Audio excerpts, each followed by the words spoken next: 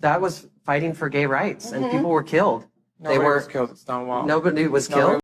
Willam Belli is among some of the most successful queens that has come out of RuPaul's Drag Race, being able to brand themselves to the point of establishing a fan base that has followed him through the years. He's also one of the more opinionated Drag Race girls out there, constantly calling out the show or other Drag Race girls for not behaving appropriately. Newer fans of the show still seem to be gravitating towards him. In this video, I'm going to be discussing the full scope of Willam's legacy, highlighting some of the more notable moments of his career along with some of the obstacles. Let's begin. In January 2012, Willam would be officially introduced to the world on the premiere episode of season 4. He was already well known within the drag community due to his many appearances on television shows, his group DWV, or being part of Rihanna's S&M music video. The trajectory of Willam's storyline on season 4 was very well delivered through the edit, especially since Willam could be considered the first bearded queen to appear on Drag Race. As you know, on season 4 episode 1, Sharon Needles walked into the workroom. However, her hat fell off, so production let her do it again. After this, Willam asked production if they could also refilm her entrance as well, but production said no, despite the fact that Willam was complaining, citing that it's either fair for everyone or it's not fair at all. From that point, Willam understood that production was going to be playing favorites. Later on, production took Willam aside to tell him that he wasn't the one in charge and that he needed to get out of his head. Which is fair, but I also kind of like how Willam has always remained true to himself. Another rule that the queens were told was to not make eye contact or engage in conversation with RuPaul.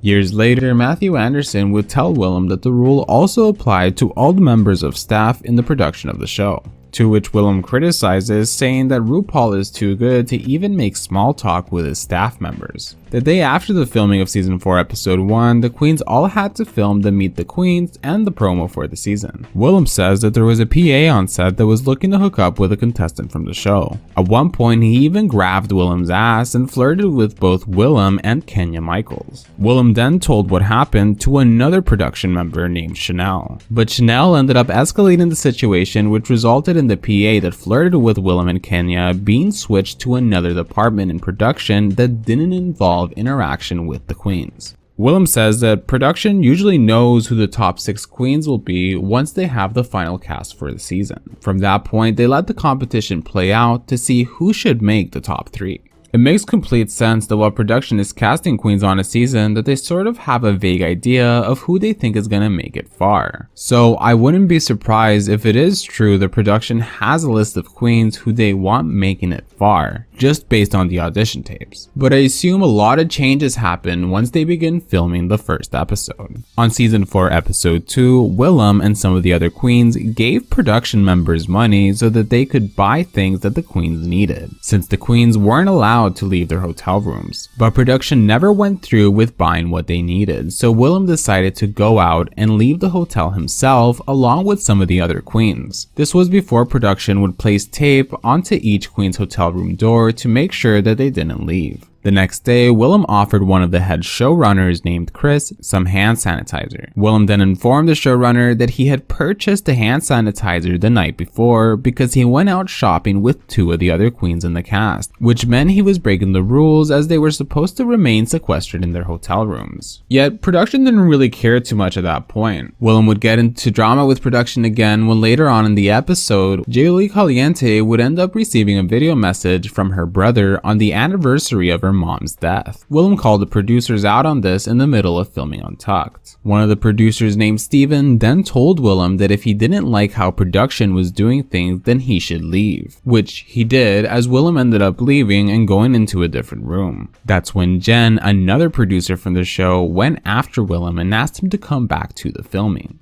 But Willam refused, because he felt the producers were manipulating Jiggly Caliente's emotions by forcing her to talk about her mother's death. Steven then gave Willam an apology after Willam had asked for one, and they then went back to filming. On that same episode, they did the infamous wrestling challenge, where Willam ended up spraining one of his wrists. But after informing one of the PAs on set, Willam was discouraged from going to the hospital. 3 months later, Willam found out while at the doctor that he had a badly healed wrist fracture. On season 4 episode 3, the queens would finish filming the episode by 10 p.m. Yet the production members in charge of the queens was given only $75 cash to feed a total of 12 people. That same night, Willam, Latrice Royale, and Chad Michaels all refused to get into the van because $75 was not enough to buy food for 12 people, especially since the only place open at that time was Taco Bell. Willam also says he heard one of the production members call Latrice something offensive while using a walkie-talkie, to which Willam says he felt was very racist. So he told Latrice about it, and Latrice was very mad about it. Also, can we take a moment to talk about one of my favorite running gags from this season, which was having each eliminated queen holding up the $100,000 check, along with wearing the crown on their head. It was really funny, and they only ever did it for season 4. We need this trend to come back. On season 4 episode 7, Willam would end up being placed in the bottom 2 against Jiggly Caliente. As mentioned before, Willam was constantly self-producing a storyline within the show, providing good television that he knew producers would love. However, he didn't expect production to actually place him in the bottom 2 against Jiggly Caliente at the time that it happened. And it was sort of a reminder that he wasn't in full control of his trajectory on the show. The song that they lip-synced to was Mi Vida Loca by Pam Tillis, but originally it was actually supposed to be No One Else on Earth by Winona Judd, but production changed the song last minute. Willam would end up winning the lip sync despite not knowing most of the lyrics, and Jiggly Caliente would sashay away. On season 4 episode 8, Willam had said that in previous episodes, Jiggly had spoken to the other queens about wanting to transition, which is why Jiggly wrote on her mirror message that she was now going to be able to afford getting breast implants. However, production blurred that part out. Willam also refused to clean the mirror message that Jiggly had left because he didn't want to be seen cleaning on national television. By this point, Willam had complained to production from some of the other queens that someone had stolen a laptop from his hotel room, which was something that was against the rules as you aren't allowed to have your phone or a laptop. That's when Jeremy Carey, aka Fifi O'Hara, blew up at production, citing that they should be holding Willam accountable for breaking the rules, which was ironic since Jeremy had also been breaking the rules by having a secret phone with him, along with smoking weed and leaving his hotel room to go to the mall. However, Willam didn't actually get anything stolen from his hotel room. He just wanted to provoke Jeremy into putting more pressure onto the producers to kick Willam out of the competition. After all, Willam had a flight booked in 3 days in order to go back to do a musical that he was a part of. Willam says that if production had still decided to keep Willam for another episode, he would have resorted to hitting Jeremy and fighting with him in order to get disqualified. After the critiques for the episode, Willam ended up vomiting while standing at the back of the stage, and would end up cleaning it all by himself because he didn't want any of the production members having to deal with it. The bottom 2 queens for the episode would end up lip syncing to It's Raining Men by Martha Wash featuring RuPaul. Yet earlier that day, the producers told the queens that out of the 2 girls that ended up lip syncing, only one can do the Martha Wash parts while the other does the RuPaul parts, but not both at the same time. But of course, the queens possess something called common sense, so despite producers telling them that they couldn't lip sync to both parts, everyone was planning on doing it anyway. The episode would end and RuPaul not eliminating any of the 2 queens in the bottom 2. Instead, he called Willam to the front of the stage to announce that he had been disqualified from the competition due to breaking the rules.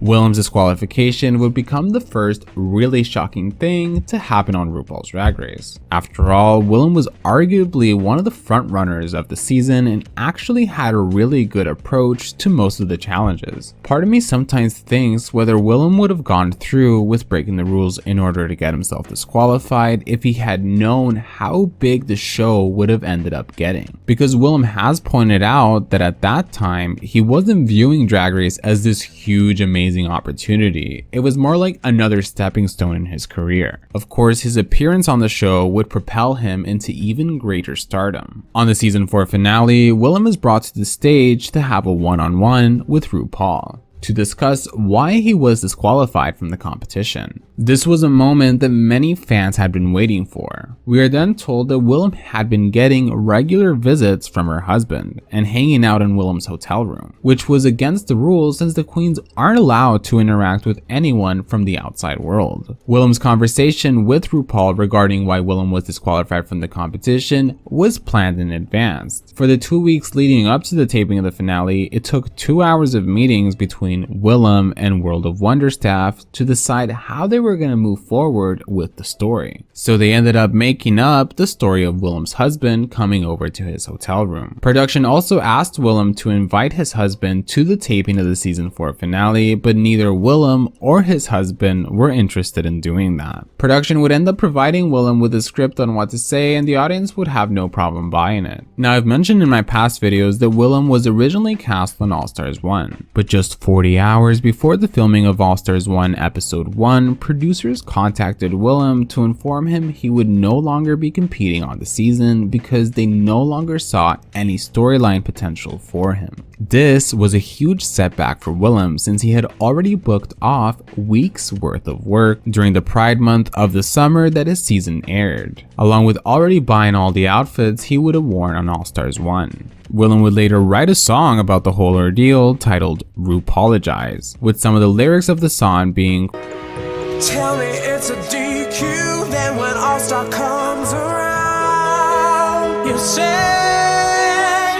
tell me I don't need it, even though I bought the gowns." Other lyrics of the song imply that Willam really does want to go back to compete on the show again, but he just doesn't know when or if it'll ever happen. If you watch season 4's Untucked, there's an episode where Willam gets into an argument with Fifi, aka Jeremy Carey, which results in Jeremy exiting the gold bar along with Dita Ritz, leaving behind Willam. After this, the episode cuts to the rest of the queens who are in the interior Illusions Lounge, but in the distance you can hear Willam shout "Bar Queen" several times. Bar Queen, Bar Queen. The first time I heard this, I had a hard time understanding what it was supposed to mean. It didn't take long to find out that Bar Queen simply refers to a drag queen who makes most of her living performing at bars. Willam, on the other hand, considered himself to be different than a bar queen. After all, he was a successful actor, being on countless TV shows, including Boston Public. I was on Boston Public with you. As we know, Willam has stated many times that before he even went to film Drag Race, he was already planning on being disqualified. He's backed up this claim, citing that he had a role in a theater production of which Derek Barry was his understudy. He had also already booked his return flight before he left for the filming of season 4, which meant there was already a deadline for when he needed to be back by. Derek Barry has also confirmed that before Willam went to film Drag Race, he said to Derek that he was going to get himself disqualified. Derek asked why, to which Willam said, "Because no one's ever done it before." It's pretty interesting how Willam has always wanted to sort of go against the grain, especially since he did it so effortlessly, with his career seemingly not even getting impacted by all the controversies he's gotten himself in. In the late 2000s, Willam began to use drag to showcase his musical talents. He formed a band called Transcontinental, which was comprised of Willam, Detox, Kelly Mantle, Willam's drag sister Ray Latre, and Detox's drag daughter Vicky Vox. They were semi-popular within the gay scene they were at. However, a couple years later, the band would end up breaking apart, so Willam rebranded the group as DWV due to Kelly Mantle and Ray Latre leaving the group. DWV was a drag girl group comprised of Detox, Willam, and Vicky Vox. In 2012, they would end up going viral when they made a parody song called Chow Down at Chick-fil-A, after Chick-fil-A had yet again gotten into controversy for being anti-LGBT and supporting homophobic legislations. The group would then be able to tour all around the country, and it wouldn't take long before they were making new music for fans to hear. By the time DWV became well known, Detox would end up being cast on season 5. However, Vicky Vox would never end up making it on the show. So throughout many years, there was a rumor that Willam had been drugged by Detox and Vicky. The story that began to circulate was that while at a club, Willam stepped away from his drink for a couple of minutes, which is when Detox and Vicky decided to spike Willam's drink with some drug they had. When Willam came back, he drank it not knowing that Detox and Vicky had spiked it. Once the story began to circulate online, many fans were very disturbed by what was said, and they would end up calling out Vicky and Detox online. It was alluded from Detox and Vicky that Willam had been lying about what actually happened that night. Vicky and Detox then went on Hey Qween and said that while the story is true, fans don't know that Willam actually asked Vicky to spike her drink, which is why she did it. This obviously went against the previous story, since it was alleged that Willam did not consent to being drugged. Where they think that I drugged him. They probably talking about that. When he asked you to drug him. Well, because one of the other questions is whose idea was it to drug Willam? Willam's. It was Willam's idea. So we was in DC and I said, Willam, I got this extra pill. Do you want it? I'll put it in this water bottle and we can split it. You don't have to do a whole one. Well, the bitch said she wanted to go in and she drank it. Regardless, Willam would end up addressing the issue in a social media post where he said that on 31st of August 2014, Willam had a gig with Detox along with Ray Latrey. While at the gig, Willam had a conversation with Detox where Willam told Detox about a week prior to the gig, Willam had tried Molly for the first time. To which Detox corrected, stating that Willam had already done Molly and other drugs many times in the past. Willam denied this as he was sure there had only been a select amount of times he's experimented with drugs. That's when Detox admitted to Willam that she and Vicky Vox used to spike Willam's drinks with random drugs every now and then. Willam then asked Detox if this had happened more than once, to which Detox said yes. He then asked if this had happened more than 10 times, to which Detox said no. Ray Latrey confirmed to Willam that he had heard rumors about Vicky and Detox spiking Willam's drinks. Willam says that when he initially reacted to this, he wasn't necessarily upset with Detox and Vicky, but he was fully shocked at what he was hearing, especially since Detox admitted to it happening more than once. Willam then remembered that there was one gig that he did when he was in the group DWV. On one of the nights of the tour, despite Willam drinking nothing but water, he would end up feeling really messed up by the end of the night. Once he got back to his hotel room, he was unable to catch any sleep and ended up staying up the whole night, leaving at 6 a.m. to go to the airport to catch a flight to her next gig. Looking back at this, Willam realizes that his drink had been spiked without his consent or knowledge. In regards to the story, Willam says that he doesn't have anything against Detox or Vicky because at the end of the day, they were never going to let anything bad happen to Willam while under the influence of drugs. He then says that Detox no longer calls Willam and they don't really talk that much anymore, but that even when they were friends, Detox didn't really call all that much anyway. Speaking of Detox, on All Stars 2, everyone said that Roxy Andrews was the runway queen of the season. And while I agree that Roxy always looked stunning, I think that the drag package that Detox brought to the show was a lot more advanced than anything we'd seen before. After all, runway quality on Drag Race began to gain traction with season 7 and was blown out of the park by season 10. Anyway, back to the video. After DWV broke apart, it wouldn't take long before Willam formed another drag girl group. This time, it was called the AAA Girls, comprised of Willam, Alaska, and Courtney. The group would find instant success going on tour across the nation. If you'd like to hear more about the AAA Girls, you can watch my Courtney Act video. Willam began to reach a wider audience of fans when in December of 2012 he began doing the Beatdown, which was a series where Willam would react to random videos and give some funny commentary about it. The Beatdown would go on to be a huge success for Willam and helped him grow his social media presence. At one point, Willam was going to sell one of the seasons of the Beatdown to World of Wonder, but due to negotiation disagreements, Willam ultimately turned it down. In regards to Willam's relationship with World of Wonder, it seemed that they were on good terms for a while, especially after season 4 had finished airing in 2012. Like I've said in past videos, Willam slowly began to call out World of Wonder through the years, with the boiling point being the Matthew Anderson drama that occurred in 2017. It's also important to note that Willam was actually a big fan of RuPaul before Drag Race ever became a thing. He was happy to have met Ru, along with making him laugh many times while on the show. Yet he always says the quote,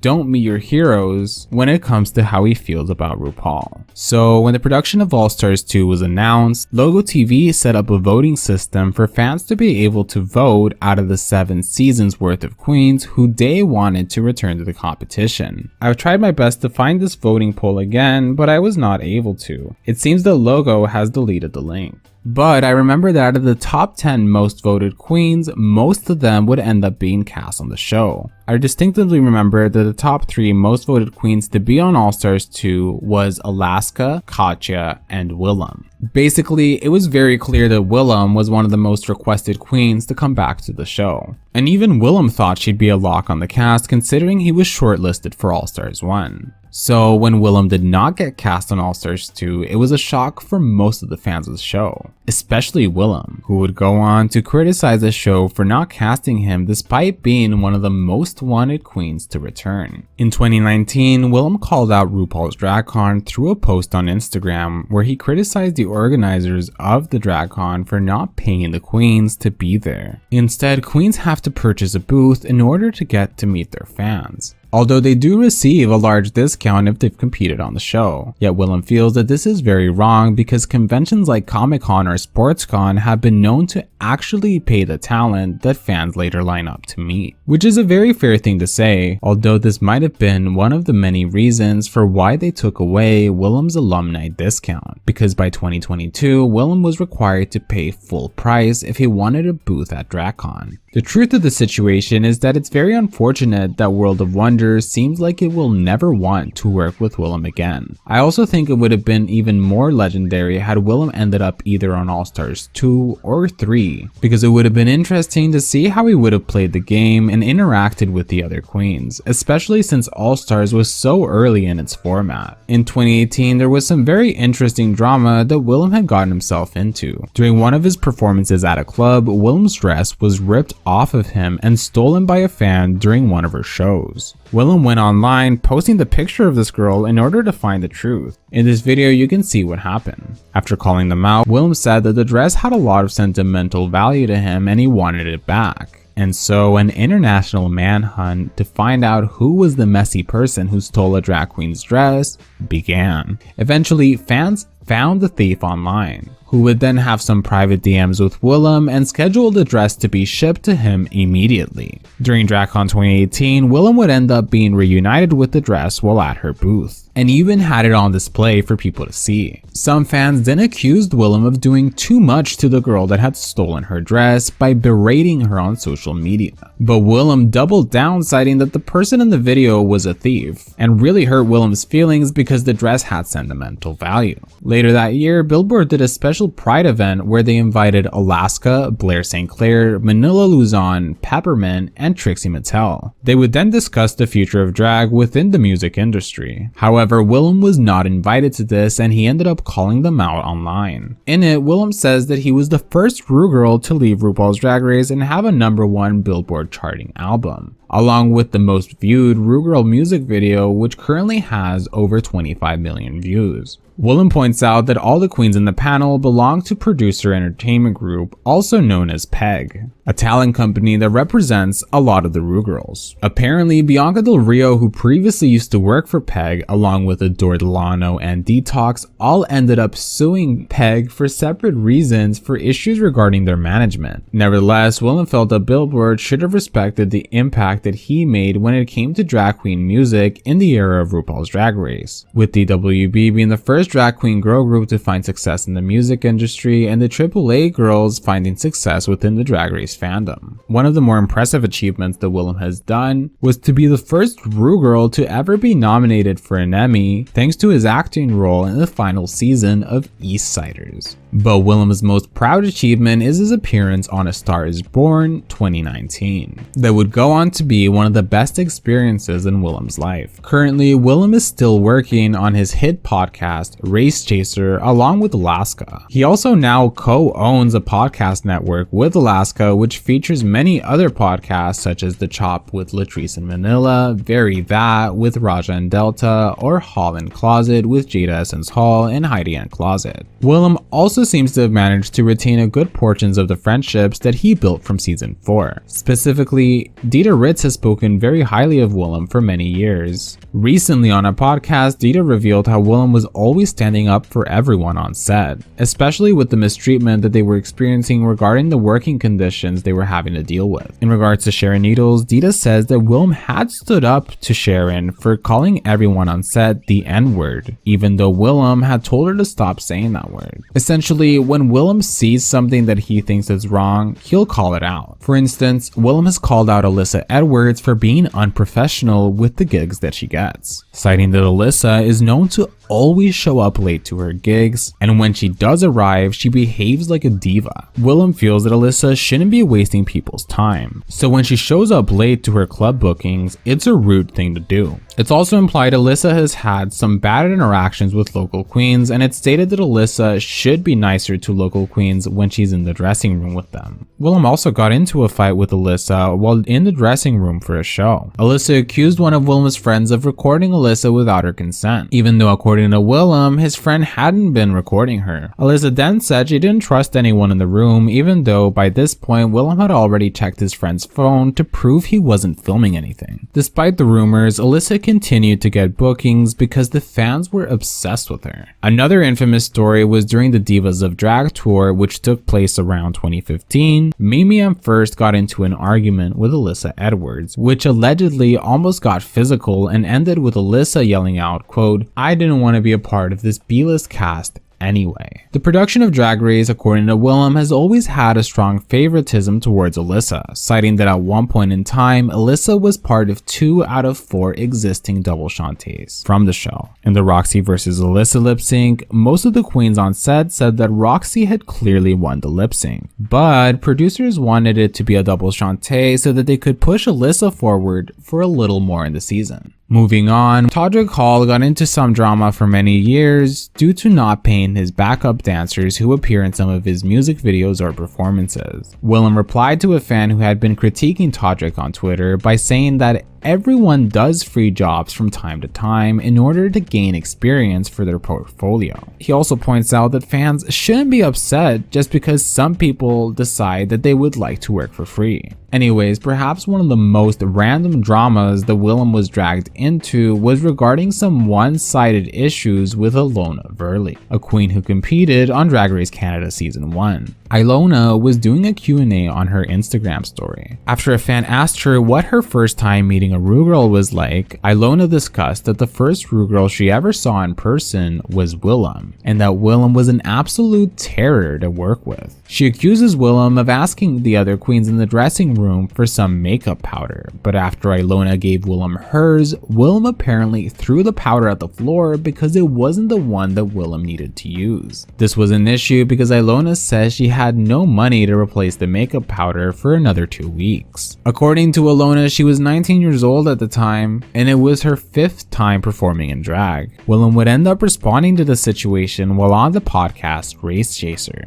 where she denied that ever happening, but she said she'd be happy to invite Ilona onto the podcast to discuss the issues further. Willam then posted on her Instagram story a picture from that night, which shows her with Ilona Verley. Willam says that according to the makeup in the picture, he wouldn't have needed any extra powder that night. Ilona would then stop responding to the situation. Of course, this isn't a surprise since Ilona is always getting herself into random drama online, specifically on Twitter. That being said, she currently has a GoFundMe to raise money for her gender-affirming surgery. The link will be in the description. If you've watched Glee, you'd know that Lea Michele is one of the main roles of the series. On season 4, Shangela was invited to make a cameo in one of the episodes, where she'd be part of a party that was going on in the apartment of Leah's character. What I didn't know is that Willam was also supposed to make a cameo in that episode as well, and even made it to set. But when Lea Michele arrived, he noticed that Leah had a sort of diva-ish attitude, and that when Willam went to go sit down on one of the beds from the set, Leah referred to Willam as the extra and instructed a production member to take Willam out of the bed. Willam says that when he spoke to Lea Michele, she looked him up and down, stayed silent, and went about her business. Willam then decided to leave the production because he didn't like the disrespect. I guess this means that Willam won't be going to see Leah's debut in the lead of the Funny Girl musical. Occasionally, the World of Wonder social media outlets will make a general post that include Willam in their compilations. Some fans have speculated that this is a sign that the relationship between Willam and World of Wonder is getting better. While that may be true, there's a strong possibility that these are just coincidences, or that the person running these social media accounts is not involved with the production staff that actively dislikes Willam. If there's one thing that can be taken away from Willam, is that while he is controversial in regards to the many dramas he's gotten himself into, he also has a very good reputation among the Ru girls as being a very kind and generous person. I mean, for many seasons of Drag Race, Willam let queens who had been cast on the show pick whatever they wanted from his drag closet, so that they could borrow it for their drag package for the show. Most notably, Kylie Sonique Love, who wore a lot of Willam's outfits on the show. He's also used his platform with Alaska on Race Chaser to talk about serious issues when the time calls for it, along with trying to get listeners to be more politically involved. There also seems to be a bright future ahead of Willam, one that doesn't need to rely on Drag Race again in order to solidify his legacy. Thank you guys so much for watching this video. I wanted to let you guys know that I've officially started a Patreon. At the moment, there's not any exclusive perks that you can get aside from supporting the channel and having your name displayed at the end of the video. This is just for those of you who may want to support the channel at a deeper level, but it's absolutely not necessary. Please subscribe to the channel if you haven't already, and if you'd like to follow me on Twitter, you can find me at GreenGay22. See you guys next time.